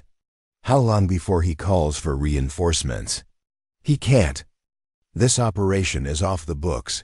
If Morrison admits he needs help, he'll have to explain what he's doing here and why. Marcus lowered the field glasses. "That's our advantage. He's committed to finishing this with the resources he has, no matter how long it takes." It was a crucial weakness that Marcus intended to exploit ruthlessly. Morrison was trapped by his own secrecy, unable to request additional support without exposing the conspiracy he was protecting. Every man he lost weakened his position while strengthening Marcus's tactical advantage. the plan Marcus had been developing since their escape was audacious in its simplicity. Instead of continuing to react to Morrison's attacks, they would begin systematically eliminating his remaining forces through guerrilla tactics that exploited Marcus's intimate knowledge of the mountain terrain. "We're going to start hunting them," Marcus explained to the assembled children. "One by one, we'll pick off Morrison's men until he's alone and powerless. But it means taking risks, moving through dangerous territory, and trusting each other completely." Sarah, who had been quietly listening to the strategic discussion, raised her small hand. "I want to help hunt the bad men. Emma would want me to help stop them from hurting more children." The determination in her voice was both heartbreaking and inspiring. This 6-year-old girl had endured horrors that would have broken most adults. Yet she was still willing to fight for justice rather than simply survival. "You'll help by staying safe and continuing to remember everything Emma told you," Marcus replied gently. "Your testimony is more valuable than any weapon we could carry. But I can help in other ways too," Sarah insisted with the stubborn logic of childhood. "I'm small, and I can hide in places the bad men won't think to look. I can watch them and tell you what they're planning." Marcus found himself considering the proposal seriously. Sarah was indeed small enough to move through terrain that would challenge adults, and her perfect memory would make her an ideal reconnaissance asset. But the risks were enormous. If Morrison's men captured her, the consequences would be unspeakable. "I'll go with her," Mary volunteered.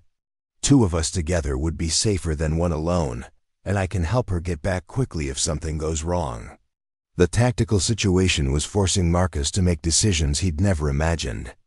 Using children as scouts violated every principle of adult responsibility, but conventional warfare principles had already proven inadequate against Morrison's professional killers.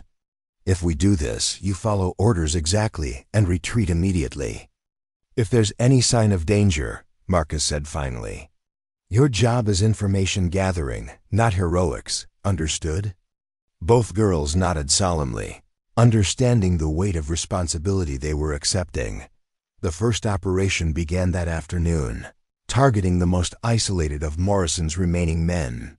Marcus had identified a sentry position on the eastern ridge where a single operative was monitoring approaches to the burned cabin site. The man was well positioned tactically but vulnerable to attack from above. Mary and Sarah moved through the forest like shadows, using game trails and natural cover to approach within observation distance of the target. Their small size allowed them to hide in dense underbrush that would have been impossible for adults to navigate quietly. What they discovered was more valuable than Marcus had dared hope. The sentry wasn't just watching for movement, he was operating a portable radio, maintaining contact with Morrison and the other team members. The intelligence they gathered about communication schedules and tactical coordination would be crucial for planning future operations. "They're supposed to check in every 2 hours, Mary reported when they returned. "The next scheduled contact is at 4 o'clock. If someone doesn't respond, the others will know something's wrong." Marcus nodded, already adapting his plan to account for this information. "Then we take him at 4:15, just after his scheduled check-in. That gives us nearly 2 hours before anyone realizes he's missing." The assault on the sentry position required every stealth skill Marcus had developed during his years of mountain hunting. He approached from directly above, rappelling down the cliff face using equipment he'd cached in the cave. Complex years earlier, the sentry never knew what hit him. One moment he was scanning the forest for signs of movement. The next he was unconscious, his radio and weapons confiscated, his position compromised beyond recovery. Marcus didn't kill the man professional. Ethics and tactical considerations both argued against unnecessary casualties. But he did ensure the operative would remain unconscious long enough for the next phase of operations to begin. When 4 o'clock came and went without the scheduled radio check, Morrison's remaining forces began to understand that their tactical situation had shifted dramatically. They were no longer the hunters, they had become the hunted. "Richards isn't responding," Marcus heard through the confiscated radio as Morrison's voice crackled with static and growing concern. "Thompson, Wilson move to his position and investigate. Everyone else maintain current positions but stay alert." The response gave Marcus exactly what he needed: confirmation of Morrison's remaining personnel and their locations. 2 men would be moving toward the compromised sentry position, leaving Morrison with only 4 operatives in defensive positions around the cabin site. "They're splitting their forces," Marcus explained to Thomas as they prepared for the next phase. "Morrison's reacting emotionally instead of tactically. He's making exactly the kind of mistakes that get people killed in combat situations." The interception of the 2 men moving toward the sentry position was a textbook demonstration of mountain warfare tactics. Marcus positioned himself in a natural choke point where the terrain forced them to move single file through a narrow passage between rock formations. The first man walked directly into Marcus's ambush, taken down by a precisely applied sleeper hold that rendered him unconscious within seconds. His companion, hearing the brief struggle, rushed forward to investigate and met the same fate. Within 10 minutes, Marcus had eliminated 3 of Morrison's 7 remaining operatives without firing a shot. The psychological impact on the remaining forces would be devastating. Their teammates had simply vanished without a trace, leaving no evidence of what had happened to them. Morrison's voice on the radio confirmed Marcus's assessment. "Richards, Thompson, Wilson, respond immediately." The colonel's usually controlled tone carried an edge of panic that his remaining men couldn't fail to notice. When no responses came, Morrison made his next tactical error. Instead of consolidating his remaining forces into a defensive formation, he ordered them to spread out and search for their missing teammates.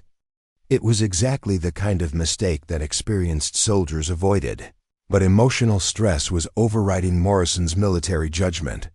"He's making this too easy," Marcus muttered, studying the new positions through his field glasses. "Morrison's so focused on finding his lost men that he's exposing the rest of them to the same kind of attacks." The systematic elimination of Morrison's forces continued through the afternoon and evening. Each operation was carefully planned to exploit specific tactical vulnerabilities while minimizing risk to Marcus and the children. By midnight, Morrison was down to 3 men plus himself, and their morale was completely shattered. The radio communications had devolved from professional military coordination to barely controlled panic.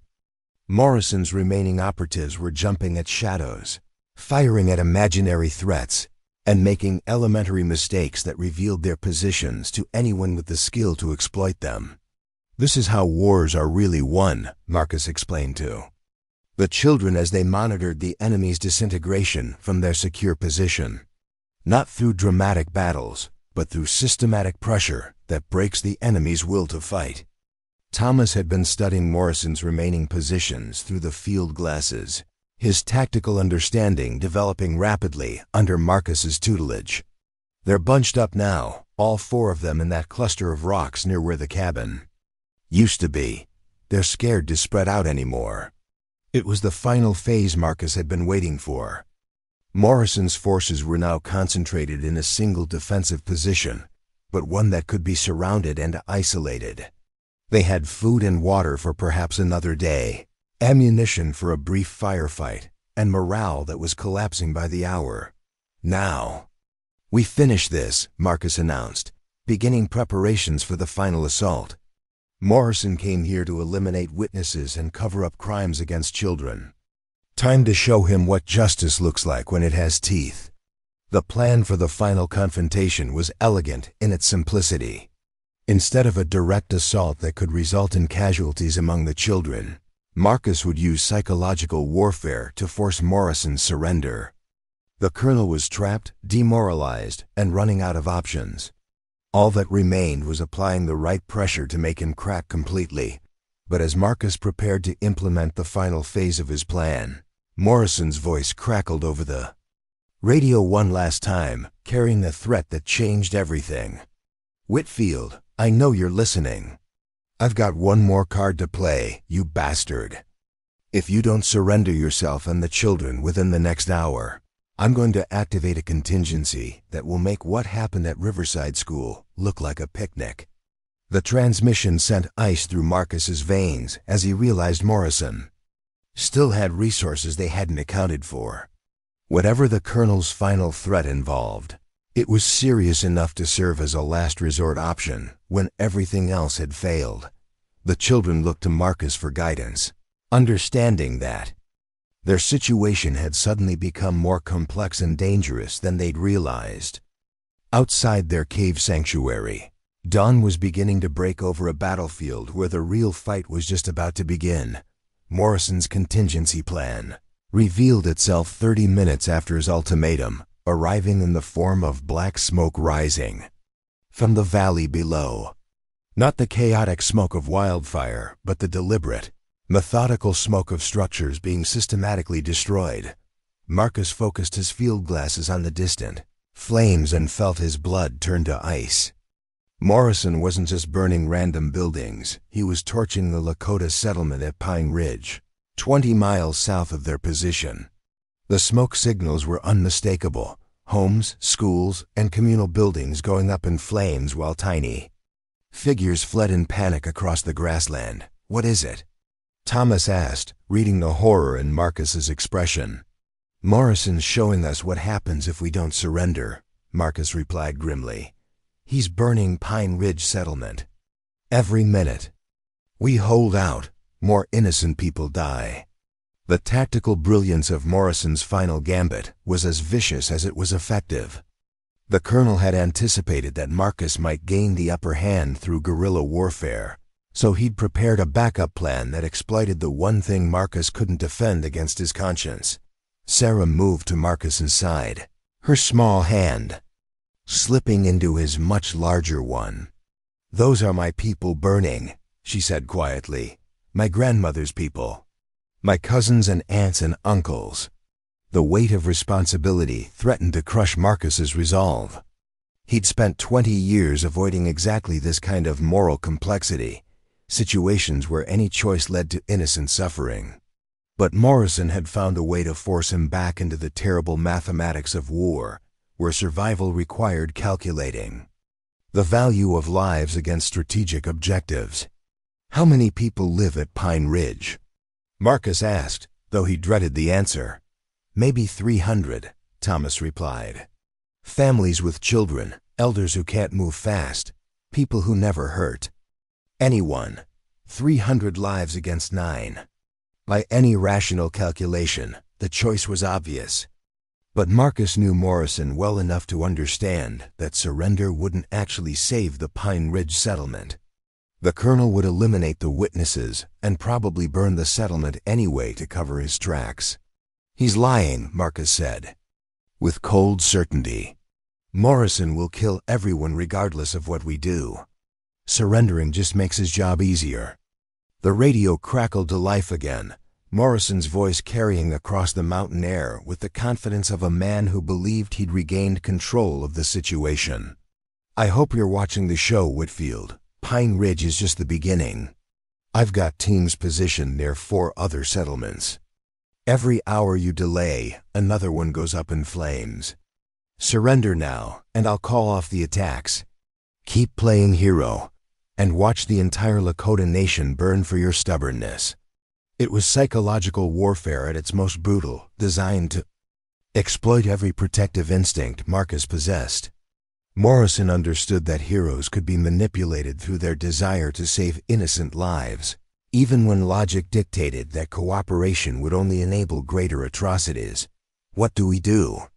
Mary asked, her voice steady despite the magnitude of the crisis they faced. Marcus found himself staring at 8 children who'd already suffered more than most adults could endure, now forced to watch their people burn while deciding whether to sacrifice themselves for the possibility of saving others. The injustice of it ignited a rage that burned hotter than the flames consuming Pine Ridge. "We do what Morrison doesn't expect," Marcus said finally. We go on the offensive one more time, but not against his position here. We're going to Pine Ridge to stop the burning ourselves.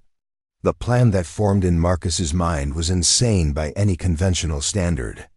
Instead of either surrendering or continuing their defensive operations, they would leave the safety of their mountain stronghold and ride directly into Morrison's trap. It violated every principle of tactical common sense, but it had one crucial advantage: Morrison would never anticipate such an aggressive response. "You want us to ride toward the burning settlement?" Thomas asked incredulously. "That's exactly what Morrison expects us to do." "Morrison expects us to either surrender or continue hiding while his people burn Pine Ridge," Marcus corrected. "He doesn't expect us to abandon our defensive advantage and attack his forces directly. That's why it might work." The children absorbed this logic with the pragmatic acceptance they'd developed over their days of survival. They trusted Marcus's tactical judgment, even when his plan seemed to defy reason. "How do we fight trained killers who are expecting us?" Marcus's smile was predatory, reflecting skills and knowledge he'd hoped never to use again. "By being smarter, faster, and more ruthless than they are. Morrison's people at Pine Ridge aren't expecting armed resistance from the settlement's defenders, and they're definitely not expecting a coordinated assault from trained fighters. The descent from their mountain sanctuary required everything." Marcus had learned about rapid movement through hostile territory. They traveled light and fast, carrying only essential weapons and ammunition while using game trails and natural cover to avoid detection. The 6 horses Marcus had maintained for 20 years proved their worth during this desperate journey. Mountain-bred and sure-footed, they carried their riders across terrain that would have challenged experienced cavalrymen while maintaining a pace that covered the 20 miles to Pine Ridge in less than 4 hours. As they approached the burning settlement, Marcus's military training took complete control of his decision-making. He studied the tactical situation with the cold calculation of a professional soldier, identifying enemy positions, escape routes, and opportunities for devastating surprise attacks. Morrison's people had made several critical errors in their assault on Pine Ridge. They'd positioned themselves to terrorize civilians rather than defend against military counterattack. Their attention was focused on controlling the fleeing population rather than maintaining security perimeters. Most importantly, they'd underestimated the fighting spirit of the Lakota defenders. "They're not all running," Thomas observed, studying the scene through Marcus's field glasses. "Some of the warriors are fighting back," Marcus nodded grimly. The Lakota weren't helpless victims. They were a warrior people with centuries of combat experience. Morrison's men had expected to face terrified civilians, but they were discovering that burning someone's home tended to make them very motivated to fight back. "That's our advantage," Marcus explained. "Morrison's people are dealing with unexpected resistance from people they thought would be easy targets. They're distracted, disorganized, and probably running low on ammunition from suppressing the settlement's defenders." The plan of attack was ruthlessly simple. Marcus and the older children would strike at Morrison's forces from behind while the settlement's own warriors pressed their attack from the front. Caught between 2 hostile forces, Morrison's people would be forced to either surrender or die fighting. "Remember what I taught you about picking targets," Marcus reminded Thomas and Mary as they prepared for combat. "Aim for center mass control your breathing, and don't waste ammunition on shots you're not certain of hitting." The assault began at sunset, when the light would be in the eyes of anyone looking toward their approach route. Marcus led the attack with the systematic precision of someone who'd planned and executed similar operations during the war. Morrison's people never saw them coming. The first indication they had of trouble was when their rearguard simply disappeared, taken down by silent weapons that left no survivors to raise alarms. By the time they realized they were under attack from multiple directions, it was too late to organize effective resistance. The battle for Pine Ridge was brief but devastating. Morrison's forces caught between the settlement's defenders and Marcus's assault team found themselves outnumbered and outmaneuvered by enemies who knew the terrain intimately and had every reason to fight with desperate fury. Marcus moved through the combat zone like an avenging angel, his rifle speaking with mechanical precision while he coordinated the children's efforts and supported the Lakota, warriors who'd been holding their ground against impossible odds. Thomas proved himself a natural soldier, his shots finding their targets with accuracy that would have impressed veteran marksmen. Mary's sharp eyes identified threats and opportunities that others missed. Even the younger children contributed by carrying ammunition and providing communication between scattered fighting positions. When the shooting stopped, Morrison's contingency force had been completely eliminated. The settlement was saved, though. Dozens of buildings had been destroyed, and several defenders had been wounded in the fighting, but victory came with the bitter knowledge that Morrison himself was still alive, still dangerous, and still in possession of resources they hadn't anticipated. The radio traffic Marcus monitored made it clear that the colonel had backup plans beyond even this devastating contingency. This was just one team, Marcus realized as he studied captured documents and equipment. Morrison has forces positioned near other settlements, just like he threatened. Stopping this attack doesn't end the danger. Chief Joseph Running Bear, the leader of Pine Ridge Settlement, approached Marcus as the sun set over the smoking ruins of his community. The old chief's eyes held a mixture of gratitude and grim understanding of the larger battle they all faced. "You saved our people today," the chief said formally. "But this Colonel Morrison, he will not stop with one defeat. He will keep attacking until we are all dead or he is destroyed." Marcus nodded, recognizing the wisdom in the old warrior's assessment. Morrison had revealed resources and ruthlessness that exceeded even Marcus's expectations. The battle for Pine Ridge had been won, but the war for the children's survival was far from over. "What do you need from us?" Chief Running Bear asked, his weathered face reflecting a lifetime of making hard decisions in impossible circumstances. Marcus looked at the 8 children who'd fought alongside him, then at the Lakota warriors who defended their homes with such courage, and felt something shift in his thinking. For 20 years he'd fought alone, trusted no one, relied only on his own resources and skills. But this battle had shown him that some enemies were too large and too well connected to defeat through individual action. Morrison represented a conspiracy that reached into the highest levels of government, protected by resources that individual resistance couldn't overcome. "I need warriors," Marcus said finally. "Experienced fighters who understand that this isn't just about protecting one settlement or saving 8 children.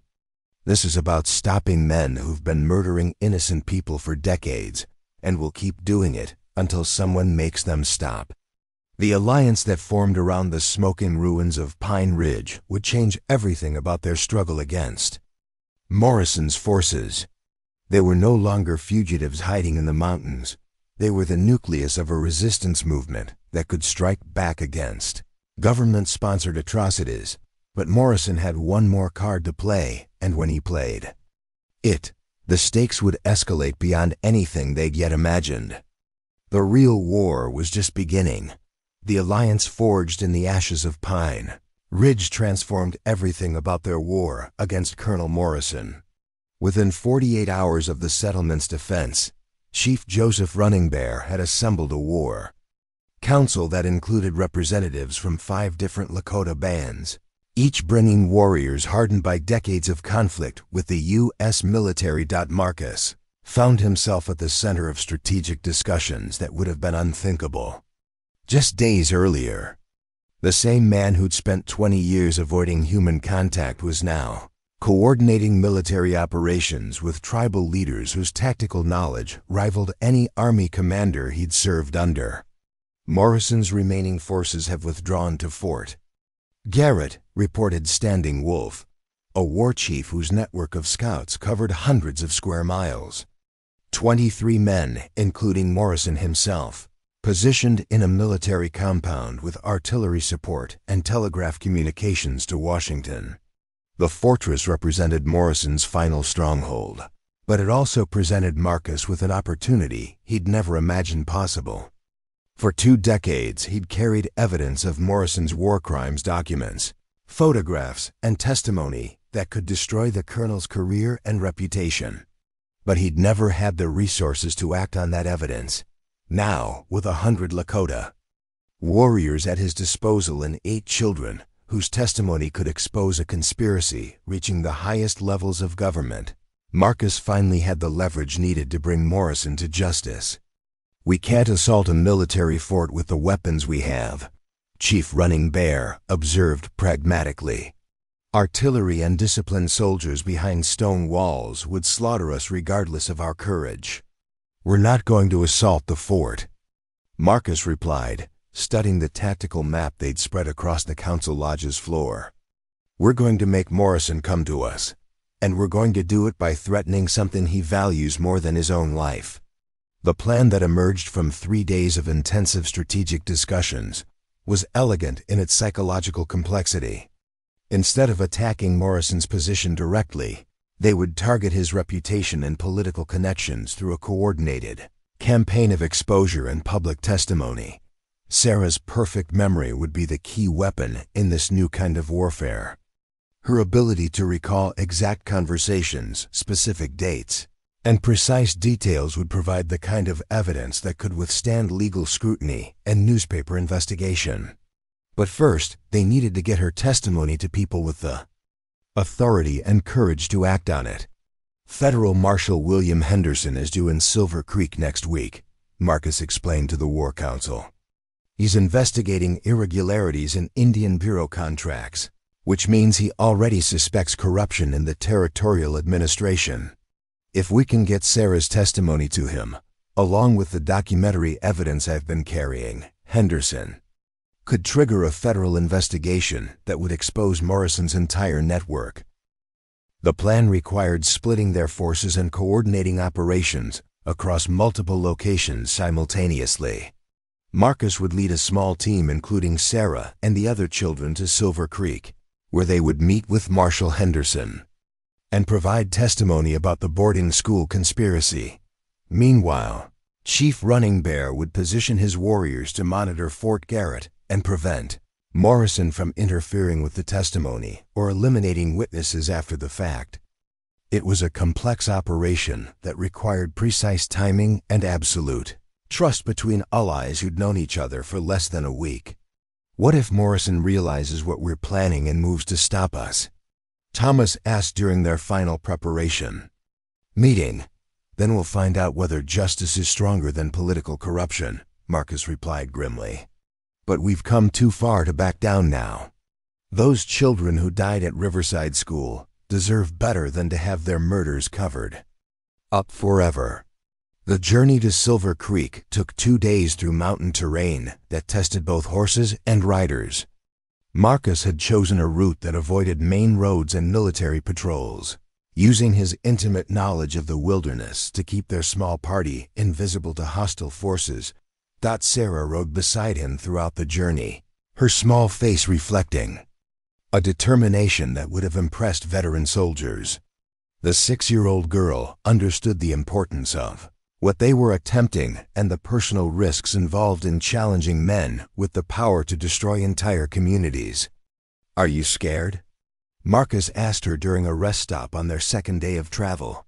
"Yes," Sarah admitted honestly. "But Emma told me that being brave doesn't mean not being scared. It means doing what's right, even when you're scared." The wisdom in her words reminded Marcus why this mission was worth any risk. These children had already displayed more courage than most adults would manage in a lifetime, and they deserved adults who were willing to fight for their safety and justice. Silver Creek proved to be a bustling frontier town that offered both opportunities and dangers for their mission. Federal Marshal Henderson was indeed present, conducting interviews about Indian Bureau corruption from his temporary office in the town's hotel. But Morrison's influence extended into the territorial administration, And there were officials in Silver Creek who would report their presence to Fort Garrett within hours of discovery. "We need to reach Henderson without alerting the wrong people," Marcus explained to his team as they observed the town from concealed positions. "One mistake, and Morrison's people will be hunting us through these streets before we can deliver Sarah's testimony." Mary volunteered for reconnaissance duty, using her small size and innocent appearance to move through the town without attracting attention. Her mission was to identify Henderson's security arrangements and determine the safest approach for making contact. What she discovered was both encouraging and concerning. Henderson was indeed investigating corruption, but he was also being watched by territorial officials who were clearly reporting his activities to someone higher up the chain of command. Any approach to the marshal would have to account for hostile surveillance from multiple sources. "Henderson's room is on the second floor of the Grand Mountain Hotel," Mary reported when she returned. "But there are 2 men watching the lobby who aren't hotel staff. They're positioned to see everyone who goes up or down the stairs." Marcus studied the hotel's layout through his field glasses, noting details that would be crucial for planning their approach. The building was typical frontier construction, wooden frame with multiple windows and at least 2 stairways. More importantly, it shared a common wall with the building next door, which offered possibilities for unconventional access routes. "We go in through the adjacent building after dark," Marcus decided. "Avoid the lobby entirely and reach Henderson's room from the outside. If we're lucky, we can deliver Sarah's testimony and be gone before anyone realizes we were there." The infiltration began at midnight, when Silver Creek streets were mostly empty except for late night drinkers and the occasional patrol by local law enforcement. Marcus moved through the darkness with skills honed by 2 decades of mountain hunting, while the children followed with the stealth they'd learned during their desperate flight from Morrison's forces. Access to the adjacent building proved easier than expected. Frontier construction standards didn't prioritize security against determined intruders. Within minutes, they were inside and making their way toward the shared wall with the hotel. The breakthrough into Henderson's building required careful work with tools Marcus had brought specifically for this purpose. 20 years of paranoid preparation had included equipment for exactly this kind of covert operation, and his lock-picking skills remained sharp despite years of disuse. Federal Marshal Henderson proved to be exactly the kind of man Marcus had hoped to find: honest, experienced, and genuinely committed to exposing corruption wherever he found it. When Marcus knocked quietly on his door and identified himself as someone with information about Indian Bureau crimes, Henderson's response was immediate and professional. "I've been expecting someone like you," Henderson said quietly as he admitted. Then to his room.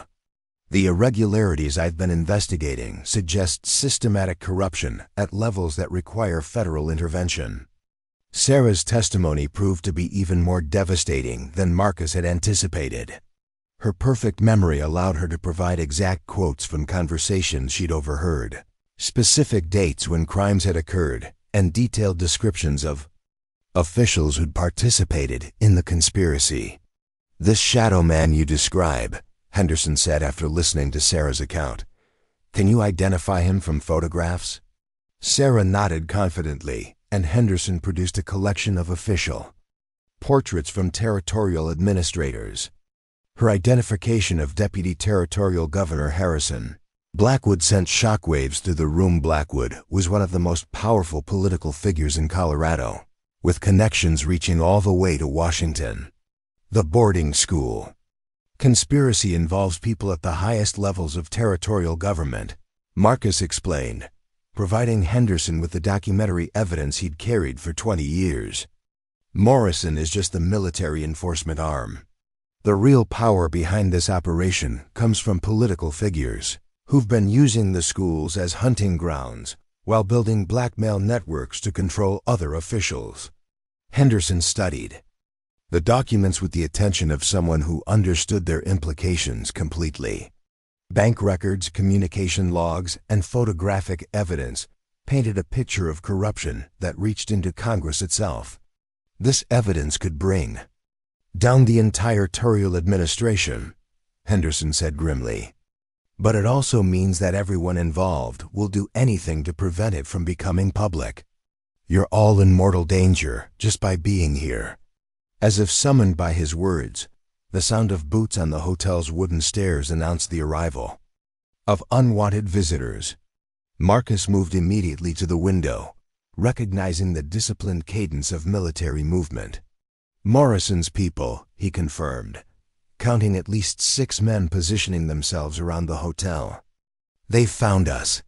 The siege that followed tested every skill Marcus had developed during his years of mountain warfare.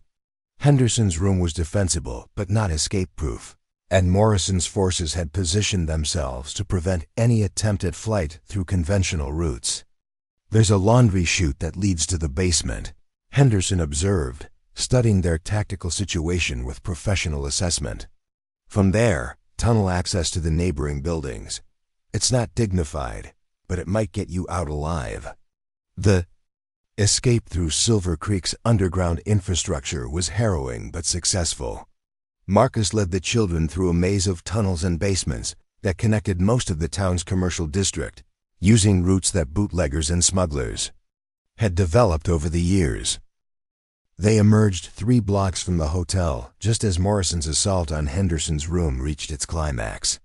Gunfire echoed through the night air, but Marcus knew the marshal was capable of defending himself until reinforcements arrived from the federal courthouse. More importantly, Henderson now possessed the evidence and testimony needed to trigger a federal investigation that would expose Morrison's entire network.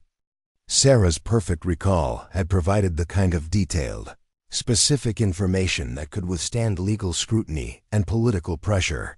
What happens now?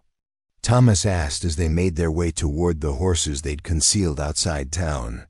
Now, we let justice take its course, Marcus replied, though he knew their personal battle with Morrison was far from over.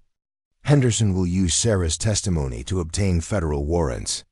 Morrison's political protection will evaporate once Washington understands the scope of what he's been covering up. The ride back to Pine Ridge was conducted at maximum speed, with Marcus constantly scanning for signs of pursuit. Morrison would be desperate now, his carefully constructed network exposed and his powerful allies abandoning him to protect themselves. But desperation made enemies unpredictable and dangerous. Morrison still commanded military resources, and cornered predators were capable of acts that rational commanders would never consider. The confrontation Marcus had been anticipating for 20 years was finally approaching. When it came, it would test everything he'd learned about survival, warfare, and the price of justice in a world where the innocent too often paid for the crimes of the powerful. Behind them, Silver Creek burned with the light of federal justice finally awakened to the scope of Morrison's crimes. Ahead lay Pine Ridge and the Lakota warriors who'd chosen to stand with them against corruption that reached the highest levels of government. The war for the children's survival had become something much larger, a battle for the soul of justice itself in a territory where the powerful had grown accustomed to operating without accountability.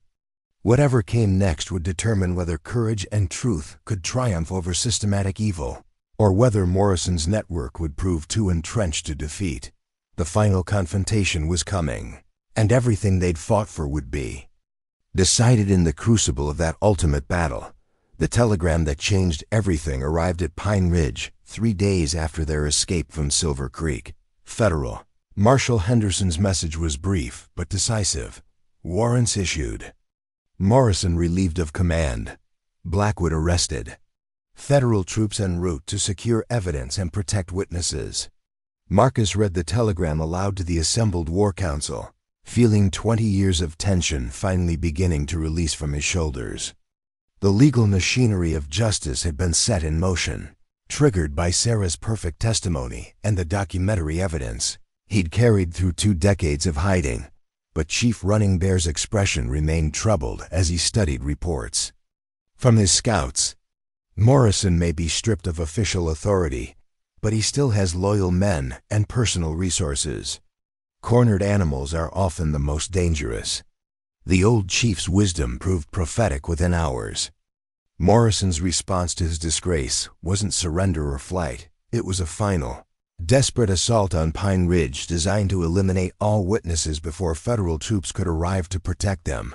The attack came at dawn, preceded by artillery. Fire from cannons Morrison had appropriated before his official dismissal.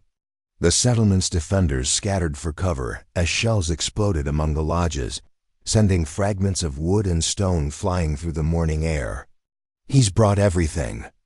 "He has left," Marcus observed grimly, counting muzzle flashes from the tree line surrounding the settlement. Maybe 15 men, but they're positioned for a siege rather than a quick strike. Morrison's final gambit was tactically sound but strategically desperate. He could potentially eliminate the immediate witnesses to his crimes, but federal investigators were already en route with enough authority to reconstruct the conspiracy from other sources. This assault was personal revenge masquerading as military necessity. The siege of Pine Ridge lasted 18 hours, during which Marcus and the children fought alongside Lakota warriors in a desperate defense of their temporary sanctuary. The battle tested every skill they'd developed during their weeks of survival, but now they were fighting as part of a community rather than as isolated fugitives. Thomas had evolved into a marksman, whose shots found their targets with devastating accuracy. Mary's tactical awareness identified threats and opportunities that even experienced warriors missed. The younger children served as runners and ammunition carriers, their small size allowing them to move between defensive positions under fire. Sarah, the 6-year-old girl whose testimony had triggered this final confrontation, displayed courage that humbled the adults around her. When a shell fragment injured one of the Lakota warriors, she crawled through hostile fire to provide first aid with techniques Marcus had taught her. "Emma would be proud," Sarah said simply when Marcus found her bandaging the wounded warrior's arm. "She always said we had to help people who were hurt, no matter how scared we were." The memory of her murdered sister gave Sarah strength that transcended her physical limitations. She'd endured systematic abuse, witnessed unspeakable crimes, survived abandonment in a winter wilderness, and now faced artillery bombardment with the same quiet determination that had carried her through every previous trial. Morrison's voice echoed across the battlefield during a lull in the fighting, amplified by a speaking trumpet and carrying the bitter edge of a man who'd lost everything. "Whitfield, you've destroyed my career, my reputation, everything I built over 30 years of service. But I can still make sure you don't live to enjoy your victory." The personal nature of Morrison's hatred was obvious to everyone within earshot. This had moved beyond military objectives or political necessity into the realm of pure vengeance between two men whose conflict had been building for decades. "Your career was built on the murder of innocent children," Marcus shouted back, his voice carrying clearly across the settlement. "Whatever happens here, the truth is already beyond your reach. Sarah's testimony is in federal hands, and the whole world will know what kind of monster you really are." The psychological warfare continued throughout the afternoon, each man trying to break the other's resolve through words when bullets had proven insufficient. But the fundamental dynamic of the siege favored the defenders. Morrison was burning through ammunition and men he couldn't replace, while the settlement could potentially hold out until federal reinforcements arrived. The turning point came when Standing Wolf's scouts reported dust clouds approaching from the southeast. Federal cavalry was finally within sight, moving at forced march pace toward the sound of gunfire. Morrison must have spotted the approaching reinforcements as well, because his final assault began immediately, a desperate all-or-nothing charge designed to overrun the settlement's defenses before military authority could intervene. The last battle of their long war was brief but savage. Morrison's remaining men attacked with the fury of soldiers who knew they were fighting for their lives. while the settlement's defenders met them with the determination of people protecting their homes and families. Marcus found himself face to face with Morrison in the chaos of hand-to-hand combat. 20 years of mutual hatred finally crystallizing into personal combat between two aging warriors whose conflict had defined both their lives. The colonel was still physically formidable despite his years, but desperation had made him reckless, while Marcus fought with the calm precision of someone who'd made peace with mortality. When Morrison's pistol misfired at point-blank range, Marcus's knife found its target with surgical accuracy. "This is for every child you murdered," Marcus said quietly as Morrison collapsed, his life bleeding away into the dirt of Pine Ridge. "And for every family you destroyed to protect your political masters." Morrison's last words were a whisper of bitter regret. "You have no idea how deep this goes, Whitfield. How many important people you've made into enemies.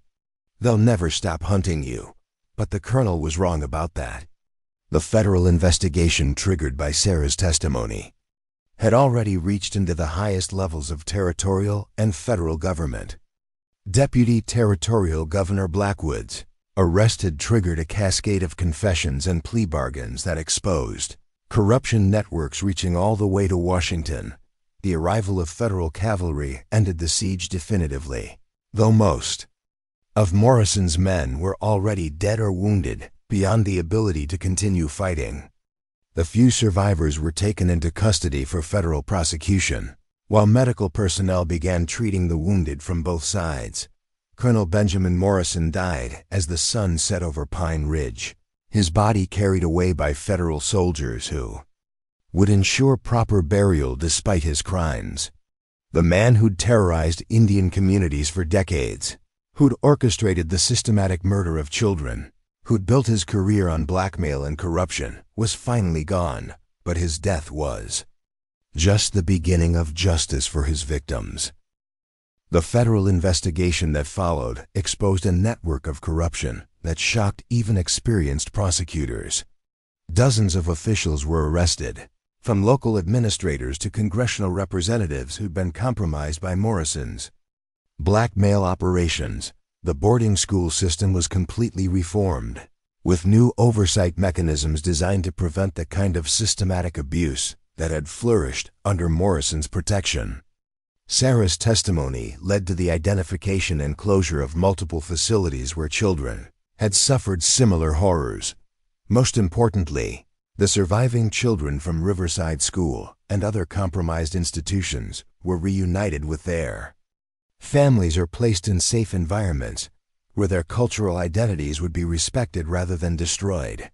6 months after the siege of Pine Ridge, Marcus stood in a federal courthouse in Denver, watching Sarah provide testimony that would send the last of Morrison's co-conspirators to prison for the rest of their lives.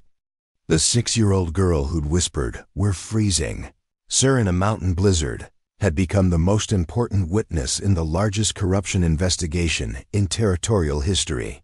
"The bad men can't hurt any more children now," Sarah said, simply when the final verdict was announced. Emma would be happy about that. Marcus nodded, feeling a sense of completion he'd never expected to experience. The evidence he'd carried for 20 years had finally served its purpose, and the children he'd chosen to protect had not only survived but played crucial roles in bringing their tormentors to justice. Thomas had been reunited with relatives on the Crow Reservation, where his courage during the siege had earned him recognition as a future leader among his people. Mary had chosen to stay with Chief Running Bear's band, using her intelligence and tactical awareness to help coordinate communications between different tribal groups. The younger children had all found homes with families who understood the trauma they'd endured and the strength they'd displayed in surviving it. They would carry scars from their experiences, but they would also carry the knowledge that justice was possible when brave people chose to stand against evil. As for Marcus himself, the federal government offered him full pardons for any crimes connected to his intelligence work during the war, along with official recognition for his role in exposing Morrison's conspiracy. But he declined both the pardons and the recognition, preferring to fade back into the anonymity that had protected him for so long. He returned to the mountains, not to his destroyed cabin, but to new land where he could build a different kind of life. A life that included regular visits from the children he'd helped save, tribal leaders who'd become trusted friends, and federal marshals who valued his expertise in investigating corruption. The hermit of Copper Peak was gone forever, replaced by a man who'd learned that some kinds of isolation were prisons rather than sanctuaries. Marcus Whitfield had spent 20 years hiding from his past, but 8 freezing children had taught him that the future was worth fighting for. On quiet evenings, when mountain winds carried the scent of snow and distant voices, Marcus would remember Sarah's perfect recall of her sister's words, "Good people will come for the bad men eventually." Emma had been right about that. Though it had taken longer than anyone should have had to wait, justice had finally arrived, carried on the voices of children, brave enough to speak truth to power, supported by adults willing to risk everything to protect the innocent. In the end, that had proven stronger than all of Morrison's political connections, military resources, and 25 years of systematic corruption. The mountains remembered everything, every crime, every act of courage, every moment when ordinary people chose to do extraordinary things. And in those peaks and valleys where Sarah had once whispered desperate pleas for help, new voices now spoke of hope, healing, and the knowledge that even the most powerful predators could be brought to justice when communities chose to stand together. The story of 8 freezing children and the silent mountain rancher who'd said, "Then you're all mine now," had become legend among the Lakota people. A reminder that protection could come from unexpected sources, that courage grew stronger when shared, and that sometimes the most important battles were fought not for conquest or glory, but simply for the right of children to grow up safe from those who would harm them. In the end, that had been worth any price, any risk, any sacrifice required. And in the voices of children who'd lived to tell their stories, Emma's faith in the eventual arrival of good people had finally been vindicated. Up next, you've got 2 more standout stories right on your screen. If this one hit the mark, you won't want to pass these up. Just click and check them out. And don't forget to like, subscribe, and turn on the notification bell so you don't miss any upload from us.